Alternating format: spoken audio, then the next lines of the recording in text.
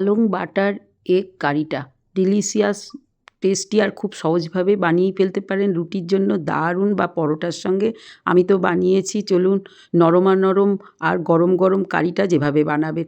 চলুন, প্রথমে পালং শাক কিছুটা ধুয়ে পরিষ্কার করে নিয়েছি, 500 গ্রাম মাপের আছে, জলটা ঝরিয়ে নিয়েছি। তার সঙ্গে কতগুলো ডিম ধুয়ে নিয়েছি। আজকের রেসিপিতে একটু অন্য ধরনের, একঘেয়ে রান্না না করে চটপট রেসিপিটা বানিয়েই ফেলতে পারেন। একটু ঈষদুষ্ণ জল গরম করে পালং শাকগুলো দিয়ে দিয়েছি, এতে পালং শাকের খার ভাবটা একটু কমে যাবে। বেশি ফোটালে কিন্তু কালারটা চলে যায়। যাই হোক, এইভাবে একটুখানি এপিট ওপিট করে নাড়িয়ে দেখুন নরম করে তুলে নেব। পালং শাক দিয়ে যাই বানাবেন তাই কিন্তু দারুণ লাগে। এর সঙ্গে এক মুঠো ধনেপাতা নিয়ে নিন, সিজনের পাকা টমেটো নিয়ে নিন, আর কতগুলো কাঁচা লঙ্কা। আর ঘরোয়াভাবেই বানান, অতিরিক্ত কিছু না যোগ করলেও কিন্তু রেসিপিটা বেশ টেস্টি হয়। সহজ সরলভাবে বানানো রেসিপিগুলো দেখার জন্য সঙ্গে থাকুন। চলুন, এবার আমি মিক্সির বাটিতে সমস্ত উপকরণগুলো দিয়ে একটু পেস্টটা তৈরি করে নিয়ে নেব। পালং শাকটা তো একদম রেডি, পাত্রে ঢেলে নিয়েছি, পেঁয়াজ কুচিয়ে নিয়েছি, ডিমগুলো একটু টুক করে ছাড়িয়ে নেব। সমস্ত ডিম আমার ছাড়ানো রেডি হয়ে গেছে। এখন ডিমগুলো একটু কেটে দুভাগ করে নিয়ে নেব। ডিম এমনই একটি জিনিস যেটা 8 থেকে 80 সবাই বেশ পছন্দ করে, আর ডিমে অরুচি নেই। যতগুলো দেন আর যেভাবেই খান তাতে বেশ মজে যায়। সুতরাং ডিম দিয়ে নানা রকম এক্সপেরিমেন্টের মধ্যে এটা কিন্তু একবার করেই ফেলতে পারেন। টুক করে দুভাগ করে নিয়েছি, দেখুন সমস্ত ডিমগুলো। এখন এই কেটে নেওয়া ডিমগুলো নিয়ে একটুখানি সাজিয়ে দিলাম। তাহলে এই ডিমের রেসিপিগুলো প্রথমে করার জন্য একটু ফ্রাই প্যানে ভেজে নিলাম। এতে কী হবে, বেশ একটু লবণ টবণ প্রবেশ করলে ভালোই খেতে লাগে আর কালারফুল হয়। যাই হোক, সমস্ত ডিমগুলো তেল গরম করেই কিন্তু ছাড়বেন, তাহলে কিন্তু ভাজাটা হয়ে যাবে। আর ননস্টিকে হলে বেশ সহজেই ভাজা হয়ে যায়। একটু উপর থেকে নুন হলুদ ছড়িয়ে দিন। এইভাবে ছড়িয়ে দিয়ে এপিট ওপিট করে একদম ভেজে তুলে নিন বন্ধুরা। উল্টো দিকগুলো বেশ হলুদ দিয়ে কালার দিলে কিন্তু বেশ দারুণ হয় আর সবার কাছে বেশ আকর্ষণীয় হয়ে ওঠে। তা নাহলে এগুলো না ভাজলেও হয়। যাই হোক, এইভাবে ডিমগুলো ভেজে তুলে নেব। আস্তে আস্তে ভাজা হয়ে গেছে, কত সুন্দর কালারফুল দেখতেই পাচ্ছেন। সুতরাং ডিমগুলো কিন্তু এভাবেও দু একটা বাচ্চারা থাকলে খেয়েই নেয়। ডিমের সমস্যাটা তো সমাধান হয়ে গেল। প্রিয় বন্ধুরা, লাইক শেয়ার সাবস্ক্রাইব করে সঙ্গে থাকুন। দেখুন ভাজা ডিমগুলো ধীরে ধীরে আমি তুলে নেব। ঠিক এরকম ভাজাগুলোই হবে।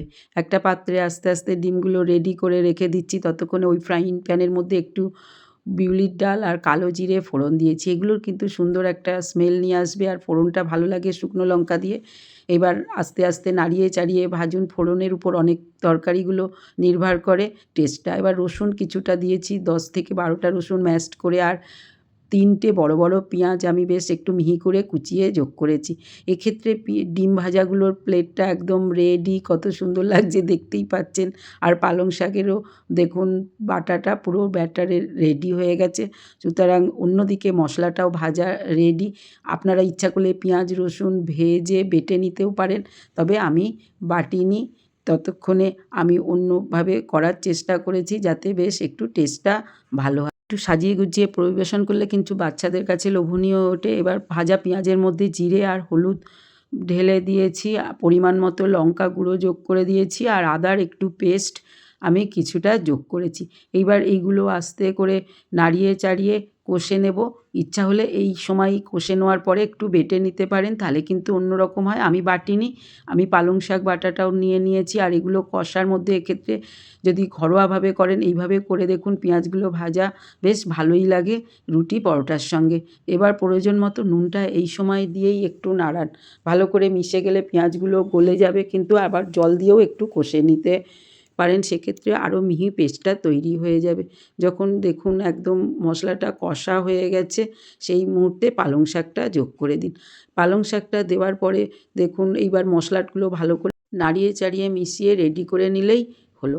সমস্ত মশলার সঙ্গে পালং শাকটা মিশে গেলে একটু জল খুব সামান্য যোগ করুন, নাড়িয়ে চাড়িয়ে একটু ফুটতে দিন। এটা কিন্তু খুব অল্প সময়ে হয়ে যায় আর চটজলদি, সামান্য উপকরণে যেহেতু যখন তখন বানানো যায়। আমি মাঝে মাঝেই বানাই। প্রয়োজন মতো একটু চিনি দিতে পারেন, কাঁচা লঙ্কা দিতে পারেন, লবণটাও একটু এই সময় দেখে নেবেন।